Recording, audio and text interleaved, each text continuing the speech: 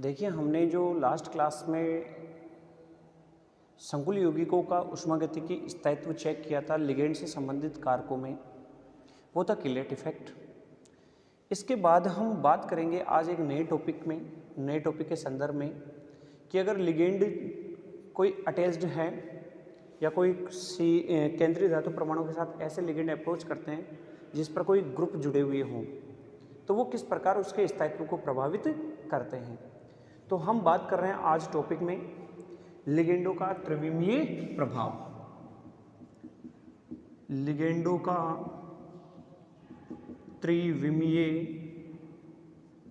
प्रभाव, steric effect, क्या कहेंगे इसको?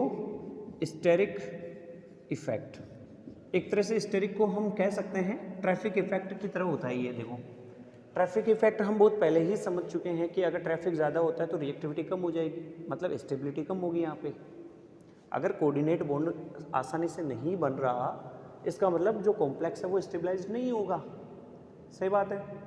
तो हम बात कर रहे हैं कि किस प्रकार वो त्रिविम इफेक्ट, त्रिविम प्रभाव जनरेट करते हैं।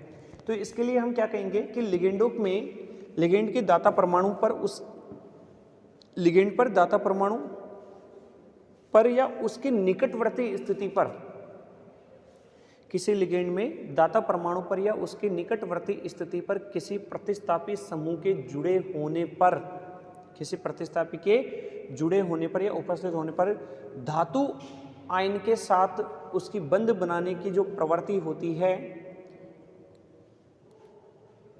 वो प्रभावित होती है, और इस प्रकार लिगेंडों के दाता परमाणु या उसके पास जुड़ी हुई स्थितियों पर समूह उपस्थित होने के प्रभाव को त्रिविम प्रभाव कहा जाता है।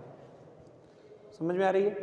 तो ध्यान से सुनना, मैं वापस रिपीट कर रहा हूँ कि लिगेंड के दाता परमाणु पर या इसकी निकटवर्ती स्थिति पर किसी प्रतिस्थापी समूह की उपस्थिति होने से धातु आयन के साथ बंध बनाने में त्रिविम बाधा उत्पन्न होती है, जिससे लिगेंड की संकुल यौगिक बनाने की प्रवृत्ति कम हो जाती है और ऐसे संकुलों का स्थायित्व घट जाता है, कम हो जाता है। कोई भी कॉम्प्लेक्स हो, कोई फर्क नहीं पड़ता। जैसे अगर अपन अमोनिया के संदर्भ में बात करें, जैसे एक तो अमोनिया हो और एक हम RnH2 की बात करें। हालांकि यहाँ पे तो हम ऑलरेडी मेंशन करके आ चुके हैं वैसे तो, कि इसमें जो इसका प्लस आई इफेक्ट है वो इससे इलेक्ट्रॉन जल्दी डोनेट करवाएगा। लेकिन अगर हम बात करते हैं अब यहाँ पे स्टेरिक फैक्टर के संदर्भ में, तो देखो यहाँ पे जो NH2 है वो कोऑर्डिनेट बॉन्ड बनाएगा, तो इसकी वजह से हल्की सी त्रिविम बाधा भी उत्पन्न कर देता है। हालांकि ये तो छोटे समूह हैं, इसलिए यहाँ पे इस कंडीशन में इस लिगेंड के लिए त्रिविम बाधा कारक नगण्य हो जाता है और जो प्लस इफेक्ट है इंडक्टिव इफेक्ट वो डोमिनेंट हो जाता है, इसलिए आसानी से कोऑर्डिनेट बॉन्ड बनाते हैं। लेकिन हम बात कर रहे हैं किसी बल्की ग्रुप की उपस्थिति की वजह से, समूह कैसा हो, बड़ा हो जाए, और बड़े समूह की उपस्थिति में ये आसानी से कोऑर्डिनेट बॉन्ड नहीं बना पाते। जैसे अगर हम बात करते हैं एक एग्जांपल के लिए 8 हाइड्रोक्सी क्विनोलिन की बात करते हैं अपन, एक एग्जांपल की बात कर रहे हैं 8 हाइड्रोक्सी क्विनोलिन, तो समझना इस त्रिविम प्रभाव को। एग्जांपल की बात कर रहे हैं 8 हाइड्रोक्सी क्विनोलिन, ठीक है। इसकी जो संरचना होती है वो कुछ इस तरह से लिखी जाती है। ये एरोमेटिक होते हैं दोनों, और यहाँ पे 8 हाइड्रोक्सी है। अब 8 क्यों का है? कभी भी जब ऐसी रिंग्स वगैरह आती हैं तो हमें ये ध्यान रखना होता है कि जो एरोमेटिक रिंग होती है वो एरोमेटिक रिंग में अगर कोई हेट्रो एटम है तो उस हेट्रो एटम को प्रायोरिटी दी जाती है नंबरिंग में। तो नंबरिंग यहीं से स्टार्ट होनी है। नंबरिंग स्टार्ट की अपने 1 2 3 4 5 6 7 और 8। अब इसके संदर्भ में बात करें कि 8 हाइड्रोक्सी क्विनोलिन है। अब नाइट्रोजन के संदर्भ में देखो, ये कोऑर्डिनेट बॉन्ड बनाएगा किसी धातु के साथ क्योंकि इसके पास लोन पेयर उपस्थित है। तो हम बात कर रहे हैं 2 स्थितियों की, 3 स्थितियों की बात कर ले। पहली स्थिति है C2 स्थिति, तीसरी है C3 या C4। अब क्या कहा जा सकता है इसके लिए? देखो, कि अगर मान लो इस पर कोई समूह जुड़ा हुआ हो, कहाँ, दूसरी स्थिति पर, तो इस नाइट्रोजन के लिए जो लोन पेयर है उसकी जो अवेबिलिटी है, इलेक्ट्रॉन कोऑर्डिनेट बॉन्ड बनाने की जो प्रवृत्ति है, उस हिंड्रेंस की वजह से, उस बाधा की वजह से क्या हो जाती है, कम हो जाती है। कम होने से वो आसानी से बॉन्ड नहीं बना पाती।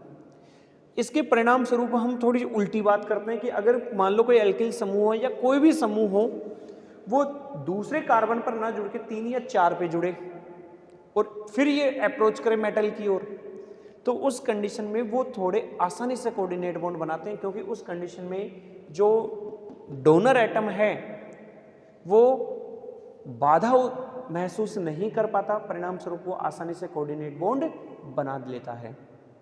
तो अपन क्या कह सकते हैं कि 8 हाइड्रोक्सी क्विनोलिन में जो सेकंड पोजीशन है C2 स्थिति पर है, अगर यदि कोई त्रिविम बाधा उत्पन्न करने वाला अगर कोई समूह जुड़ा हुआ है, कोई त्रिविम बाधा उत्पन्न करने वाला अगर समूह जुड़ा हुआ है, तो उसके द्वारा, किसके द्वारा, जब यहाँ पे दूसरे नंबर पे कोई बाधा उत्पन्न करने वाला समूह जोड़ने के बाद, कि यदि 8 हाइड्रोक्सी क्विनोलिन में सेकंड पोजीशन पर कोई त्रिविम बाधा उत्पन्न करने वाला समूह जुड़ा हुआ हो, तो उस कंडीशन में जो ये लिगेंड है वो अगर केंद्रीय धातु परमाणु की तरफ अप्रोच करता है, कोऑर्डिनेट बॉन्ड बनाता है, तो उस कोऑर्डिनेट बॉन्ड बनाने की प्रवृत्ति कम हो जाती है, परिणाम स्वरूप उसमें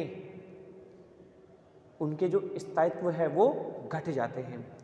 जबकि यदि स्थिति 3 और 4 इससे थोड़ा दूर जा रहे हैं, दूर जानेंगे तो हिंड्रेंस कम हो जाएगी, बाधा कम होगी, बाधा कम होगी तो आसानी से बॉन्ड बनाएगा। तो यही कहा है कि इसके विपरीत यदि, किसके विपरीत, C2 के विपरीत यदि कोई त्रिविम बाधा उत्पन्न करने वाला समूह कार्बन नंबर 3 या 4 स्थिति पर जुड़ा हुआ हो, तो उस कंडीशन में ये त्रिविम बाधा उतनी उत्पन्न नहीं कर पाता, परिणाम स्वरूप इसमें अधिक स्थायी संकुल का निर्माण होता है, अधिक स्थायी संकुल का निर्माण कर लेता है ये। ठीक है, बात समझ में आई। ऐसे ही हम एक और एग्जाम्पल की बात करते हैं। ये तो 8 हाइड्रोक्सी क्विनोलिन था। अब हम अगर एग्जाम्पल की बात करें 2,2 बाइप्रिडीन, 2,2 बाइप्रिडीन, देखो प्रिडीन क्या होता है, जिसमें नाइट्रोजन कंटेनिंग स्पीसीज होती है। ठीक है, और नाइट्रोजन कंटेनिंग स्पीसीज एक दूसरे के साथ जुड़ी हुई हैं और सेकंड पोजीशन को ये मेंशन करेगी।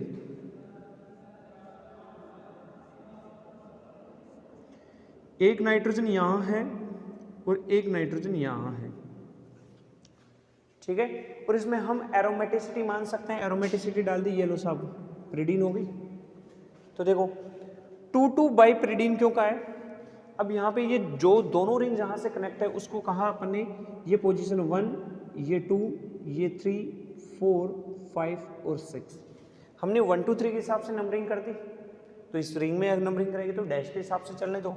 तो इसको कहा है 1 dash, 2 dash, 3 dash, 4 dash, 5 dash और 6 डैश।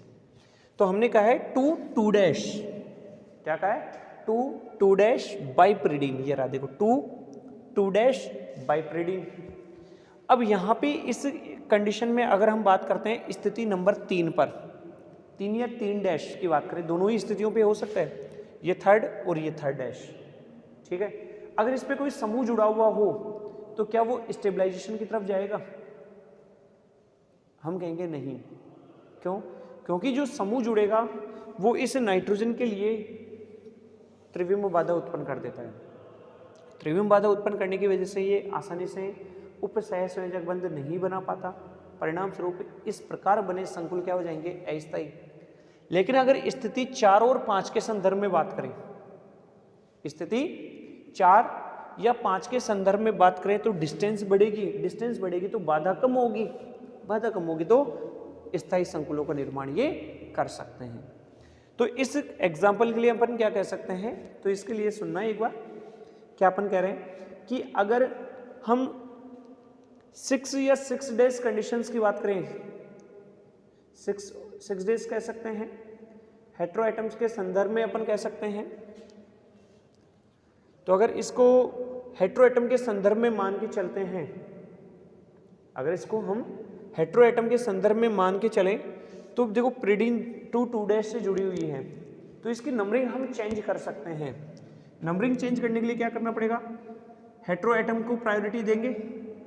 ये नंबरिंग अपने किसके आधार पर की है, रिंग के जुड़ने के आधार पर, ठीक है। अब हम यहाँ पे अगर प्रायोरिटी ग्रुप की बात करें तो इसको नंबर 1 2 3 4 5 6 डैश कह दें, 6 कह दें, तो ये हो जाएगी 1 dash 2 dash 3 dash 4 dash 5 dash और 6 डैश। तो कंसेप्ट अब थोड़ा उल्टा चलेगा, क्या कि अगर हम बात करते हैं 6 या 6 डैश पर कोई समूह जुड़ा हुआ है तो वो ऐसा ही संकुल बनाएगा।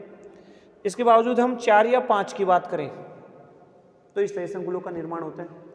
तो अब हम इस कॉम्प्लेक्स के लिए क्या कह सकते हैं इस कंडीशन में कि अगर 6 और 6 डैश स्थितियों पर यदि कोई त्रिविम बाधा उत्पन्न करने वाला कोई समूह जुड़ा हुआ हो तो उसके परिणाम स्वरूप बनने वाला संकुल अस्थायी होता है, तुलनात्मक रूप से अस्थायी होता है। जबकि स्थिति 4 या 5 या 4 डैश या 5 डैश की बात करें, इस पर यदि कोई समूह जुड़ा हुआ है तो वो त्रिविम बाधा उतनी उत्पन्न नहीं कर पाता जितनी करनी चाहिए, परिणाम स्वरूप वो स्थायी संकुलों का निर्माण करते हैं। क्लियर है यहाँ तक? तो त्रिविम बाधा प्रभाव सीधी सी बात ये कहता है कि भैया जो भी डोनर एटम है उसके आसपास अगर कोई बाधा उत्पन्न करने वाला समूह है तो वो अस्थायी संकुलों की तरफ चला जाता है। लेकिन जैसे जैसे समूह की स्थिति डोनर एटम से दूर हटती जाएगी, दूर होती जाएगी, स्टेबलाइजेशन की तरफ मॉलिक्यूल जाता है, स्थायी संकुलों का निर्माण कर लेता है। क्लियर है? तो यहाँ पे स्थायित्व की बात की अपन ने किसके संदर्भ में, लिगेंडों के त्रिविम प्रभाव के संदर्भ में। अब यहाँ से एक और इम्पोर्टेंट टॉपिक को डिस्कस करने वाले हैं, लिगेंडों के द्वारा पाई बॉन्ड बनाने की प्रवृत्ति, जिसको हम ऑलरेडी पहले से पढ़ चुके हैं। जो प्रीवियस क्लास थी आपकी उसमें भी इस चीज को डिस्कस कर चुके हैं। तो टॉपिक होगा अपना लिगेंडों की पाई बंध बनाने की प्रवृत्ति, लिगेंडों की पाई बंध बनाने की प्रवृत्ति, बनाने की प्रवृत्ति। अब यहां से इस पॉइंट को हम शॉर्टली कह सकते हैं बैक बॉन्डिंग, बैक बॉन्डिंग, क्योंकि पाई बंध तभी बनता है अगर हम बात करते हैं लिगेंड और मेटल, तो generally metal ligand to metal bond बनता है सिग्मा, लेकिन मेटल टू लिगेंड बनता है पाई, और इसी पाई बॉन्ड को कहा जाता है बैक बॉन्डिंग, बैक डोनेशन, पश्च बंधन कहा जाता है। तो होता क्या है इसमें वो समझना। हम ये कहते हैं कि उपसहसंयोजक यौगिकों के निर्माण में लिगेंड अपने इलेक्ट्रॉन युग्म धातु परमाणु को या धातु परमाणु के रिक्त डी कक्षकों में देकर उनसे अतिव्यापित होकर उपसह संयोजक बंध बना लेता है, जो सिग्मा एकल बंध प्रवृत्ति का होता है, सिग्मा बंध का निर्माण कर लेता है। इससे होता क्या है कि लिगेंड है, अब देखो इसमें हो क्या रहा है कि लिगेंड है वो मेटल की तरफ अपनी इलेक्ट्रॉन डेंसिटी दे रहा है, खाली कक्षकों में दे रहा है, तो इस मेटल पर इलेक्ट्रॉन घनत्व बढ़ जाता है, इलेक्ट्रॉन घनत्व इंक्रीज्ड। अब जितना ज्यादा इलेक्ट्रॉन घनत्व बढ़ेगा धातु पर, धातु या संकुल अस्थायी होने लगता है। संकुल अस्थायी से स्थायित्व प्राप्त करने के लिए क्या करता है, बैक डोनेशन करवाने का काम कर देता है। और बैक डोनेशन हमेशा कहाँ होता है कि जो धातु के भरे हुए डी कक्षक होते हैं और लिगेंड के विपरीत बंधी जो कक्षक होते हैं, उच्च ऊर्जा के विपरीत बंधी कक्षक, जिसको अपन पाई स्टार से रिप्रेजेंट कर सकते हैं, उच्च ऊर्जा के विपरीत बंधी कक्षकों में बैक डोनेशन कर देता है, पश्च बंधन करता है, अतिव्यापित होकर, पार्श्व अतिव्यापित होकर पाई बंध का निर्माण कर लेता है। जितना ज्यादा बैक डोनेशन होता है, जितना ज्यादा बैक डोनेशन होता है, इलेक्ट्रॉन घनत्व को कम करेंगे, स्टेबिलिटी की तरफ जाता है। इससे दो फायदे होंगे। पहला फायदा तो यह है कि जो धातु आयन है उस पर इलेक्ट्रॉन घनत्व कम होने लगेगा। दूसरा ये होता है कि जितना ज्यादा पश्च बंधन होता है, बंध दूरी उतनी ही घटती जाती है। बंध दूरी का मान क्या होता है, स्ट्रॉन्ग बॉन्डिंग होगी तो बंध दूरी घट जाएगी, जितनी बंध दूरी कम होगी, जो कोऑर्डिनेट बॉन्ड की बात अपन कर रहे हैं लिगेंड के साथ, उसके धातु आयन के, वो उतना मजबूत हो जाएगा। जितना बंध मजबूत होगा संकुल उतना ही ज्यादा स्थायी हो जाता है। तो हम क्या कह सकते हैं समझना इसको पूरे कंसेप्ट को कि उपसह संयोजक यौगिकों में के निर्माण में लिगेंड अपने पाई इलेक्ट्रॉन युग्मों को धातु आयन के रिक्त डी कक्षकों में अक्षीय अतिव्यापन द्वारा दान करके या डोनेट करके उपसह संयोजक बंध का निर्माण कर लेता है, जिसके परिणाम स्वरूप धातु आयन पर इलेक्ट्रॉन घनत्व बढ़ जाता है, जिससे धातु आयन अस्थायी हो जाता है। इलेक्ट्रॉन घनत्व बढ़ रहा है तो धातु आयन क्या हो रहा है? अस्थायी हो रहा है, संकुल अस्थायी हो रहा है। आगे हम कह सकते हैं कि संकुल यौगिक के स्थायित्व को बनाए रखने के लिए जो धातु आयन है वो अपने भरे हुए डी कक्षकों से इलेक्ट्रॉनों का स्थानांतरण लिगेंड के विपरीत बंधी पाई स्टार कक्षकों में स्थानांतरित कर देते हैं, जिसके परिणाम स्वरूप इसमें पश्य बंधन द्वारा पाई बंध का निर्माण कर लिया जाता है। पश्य बंधन में क्या होता है? पश्य बंधन में जो इलेक्ट्रॉन डेंसिटी होती है बैक बॉन्डिंग में, पश्य बंधन में जो बॉन्ड बनता है वो मेटल टू लिगेंड बनता है, जबकि नॉर्मल जो बॉन्ड बनता है वो लिगेंड टू मेटल बनेगा। ये ध्यान रखना है। तो अगर हम बात करें कि लिगेंड टू मेटल चले तो सिग्मा बॉन्ड, लेकिन जब मेटल टू लिगेंड चलते हैं तो पाई बंध का निर्माण होता है। आगे हम कह सकते हैं कि इस प्रकार धातु आयन के या धातु आयन से लिगेंड की ओर पश्य बंधन में क्या हो रहा है कि धातु आयन से इलेक्ट्रॉनों का जो स्थानांतरण है वो किधर जा रहा है? लिगेंड की तरफ जा रहा है। ये देखो लिगेंड की तरफ जा रहा है। तो इस प्रकार धातु आयन से लिगेंड की ओर इलेक्ट्रॉनों का स्थानांतरण जितना अधिक होता है, जितना ज्यादा होता है, उस पाई बंध की जो बंध दूरी का मान है वो उतना ही घट जाता है। परिणाम स्वरूप यौगिक का स्थायित्व भी बढ़ जाता है। तो ये कहलाती है बैक डोनेशन। अब इसको हम अगर रिप्रेजेंट करना चाहें तो कैसे रिप्रेजेंट करेंगे? देखिए, हम कोई भी धातु धनायन की बात करते हैं, पहली चीज तो यह है कि बैक डोनेशन एक्चुअल में क्या होता है? लिगेंड टू मेटल सिग्मा है और मेटल टू लिगेंड पाई है। ये जो पाई कंडीशन है इसी को अपन कहते हैं बैक बॉन्डिंग। बैक बॉन्डिंग और पाई बंध का अपन पाई बंध की बात करते हैं, ठीक है। तो जैसे मेटल है इसके खाली डी कक्षक होते हैं, ठीक है। अब खाली डी कक्षक होंगे, ये कोई लिगेंड है, अप्रोच करता है, और खाली जो कक्षकों की बात अपन करते हैं इसको थोड़ा सा इस तरह से रिप्रेजेंट करेंगे, एक बार समझना वापस से।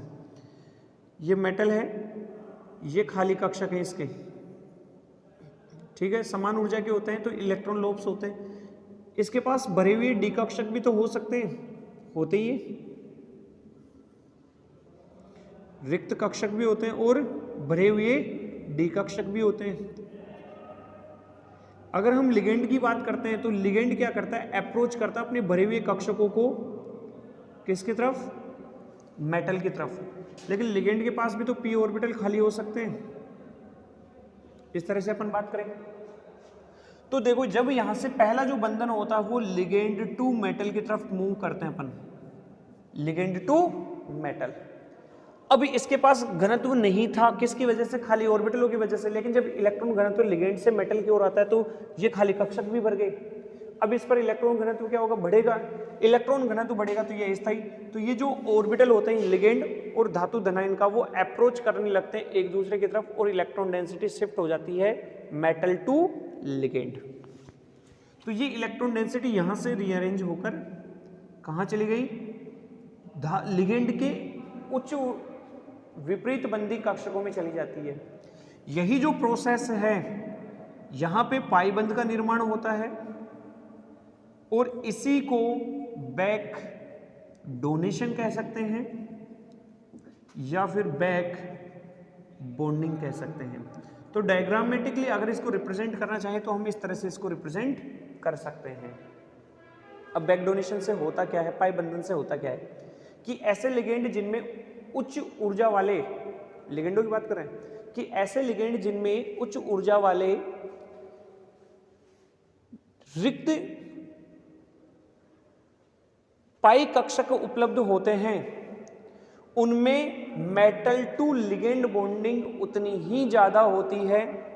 और ऐसी स्थिति में वो विपरीत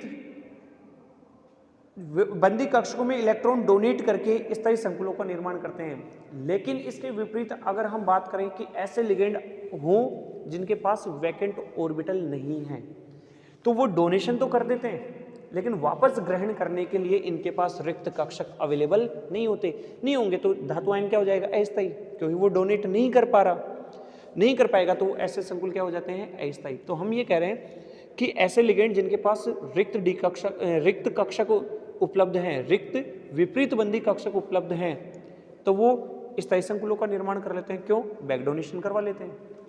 इसके विपरीत ऐसे लिगेंड जिनके पास रिक्त कक्षक अवेलेबल नहीं होते, उनमें बैक डोनेशन नहीं हो पाता, परिणाम स्वरूप संकुल कैसे हो जाते हैं, अस्थायी हो जाते हैं। ऐसे ही अगर अपन बात करते हैं उपलब्ध नहीं हो, दो कॉम्प्लेक्स होते हैं, जैसे कार्बोनिल ग्रुप होता है और साइनाइड होता है। दो लिगेंडों की बात करते हैं, एक तो कार्बोनिल और एक CN। ये ऐसे लिगेंड होते हैं जो अपने जब इलेक्ट्रॉन युग्म में डोनेट करते हैं मेटल की, और उसके बाद खाली कक्षकों की उपलब्धता के कारण ये बैक डोनेशन करवा लेते हैं और बैक बॉन्डिंग प्रदर्शित करके स्टेबल कॉम्प्लेक्स का फॉर्मेशन करते हैं। मतलब ये पाई बंध का निर्माण कर लेते हैं। तो CO कार्बोनिल और साइनाइड CN लिगेंड धातु आयन के साथ लिगेंड टू मेटल बॉन्डिंग के साथ साथ मेटल टू लिगेंड बॉन्डिंग भी कर लेते हैं। लिगेंड टू मेटल और मेटल टू लिगेंड बॉन्डिंग भी कर लेते हैं, जिससे इनमें पाई बंध का निर्माण हो जाता है और पाई बंध का निर्माण करने के कारण इनके जो संकुल होते हैं वो स्थायी संकुल बना लेते हैं। क्लियर है? तो यहाँ से लिगेंडों की जो पाई बंध बनाने की जो प्रवृत्ति वो समझ में आई, जिसको अपन किस नाम से जानते हैं, बैक बॉन्डिंग। बैक बॉन्डिंग का एक ये कंसेप्ट है। ठीक है, तो ये जो लिगेंडों के द्वारा जो पाई बंध बनाने की प्रवृत्ति है वो यहाँ फिनिश होती है।